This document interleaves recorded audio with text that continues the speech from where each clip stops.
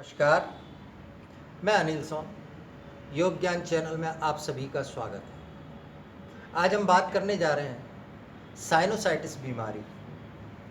अक्सर लोगों के मुख से यही सवाल निकलता है, या जब भी उनसे पूछा जाए इस बीमारी के बारे में तो वे कहते हैं कि हमें साइनस की बीमारी है। वास्तव में साइनस कोई बीमारी नहीं है, बीमारी का नाम तो साइनोसाइटिस है।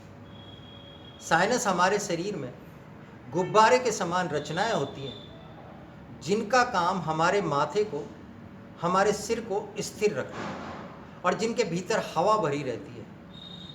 साथ ही साथ हमारे माथे के अंदर जो आवाज़ गूंजती है, उस आवाज़ को गुंजाने का काम इन साइनस का ही होता है।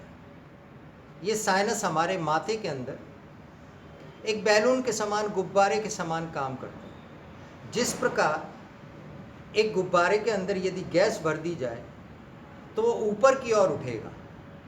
अगर हम उसको हाथ मारते हैं तो वो गुब्बारा नीचे आएगा, किंतु वो पुनः ऊपर चला जाएगा। लेकिन उसी गुब्बारे में गैस के साथ साथ यदि थोड़ा सा जल भर दिया जाए तो वो गुब्बारा भारी हो जाएगा और बार बार इधर उधर लटकने लगेगा। सेम यही स्थिति हमारे माथे के अंदर साइनस की होती है और इसी प्रकार की क्रिया हमारे सिर के अंदर साइनस की होती है। इन साइनस के अंदर जब कफ भर जाता है, किसी प्रकार का इन्फेक्शन हो जाता है, तो हमारे ये साइनस भारी होने लग जाते हैं। अब ये साइनस है कहाँ पर? हमारे आँखों के दोनों ओर ऊपर की ओर फ्रंटल साइनस होते हैं। इसके अलावा दो नीचे की ओर मैक्सिलरी, ऑक्सिलरी और स्फिनोइड साइनस, दोनों नासिका के दोनों तरफ ये साइनस स्थिर रहते हैं। इनमें भी हवा विद्यमान रहती है, किंतु किसी प्रकार का इन्फेक्शन हो जाने पर यह साइनस के अंदर कफ भरने लग जाता है और जब वो कफ बाहर नहीं निकलता है तो हमारा माथा और सिर भारी होने लग जाते हैं। और अगर माथा और सिर भारी होने लग जाते हैं तो अक्सर एक हम सामान्य भाषा में बोलते हैं कफ हो गया, जुकाम हो गया, सिर दर्द कर रहा है, सिर भारी हो रहा है।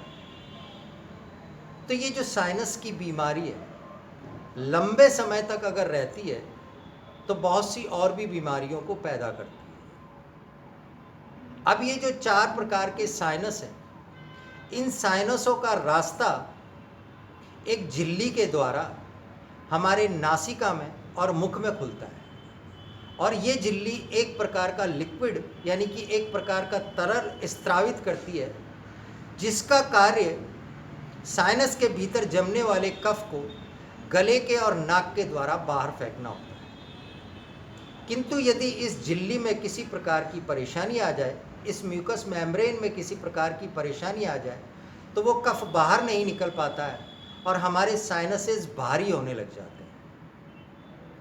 तो बहुत ही आसान सा तरीका है साइनस की बीमारी को ठीक करने का, बहुत ही इजी और सरल तरीका है। तो पहला तरीका तो ये है कि आप नियमित रूप से यदि कपालभाति का प्रोसेस करते हैं तो हमारे साइनसों में एक प्रकार की हीट जनरेट होती है, एक प्रकार की गर्मी उत्पन्न होती है।